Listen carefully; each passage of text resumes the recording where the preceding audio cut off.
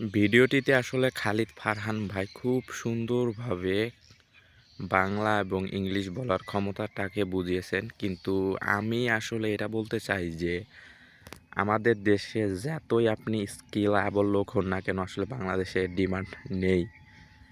Plus আপনার যদি মামা খালু বা লোক যদি না থাকে তাহলে আসলে আপনি কোথাও জব মিলাইতে পারবেন না। আপনি যতটুকু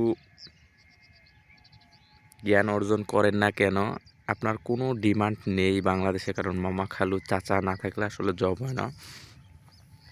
যদি মূলত খালিদ ফারহান ভাই এই ভিডিওটি দেখে তাহলে আমি তাকে বলতে চাবো যে আসলে এভাবে মানুষকে আসলে বিভ্রান্তি বা ট্রাপ থেকে বের হওয়ার জন্য আসলে আমাদের কাজ করা উচিত। একাধারে আসলে ফ্রিল্যান্সিং নিয়ে পড়ে থাকা, একাধারে চাকরি বাকরি না করা, এটা আসলে আমার ব্যক্তিগত অভিজ্ঞতা থেকেও আমি বলতে পারি আসলে এটা করা ঠিক না।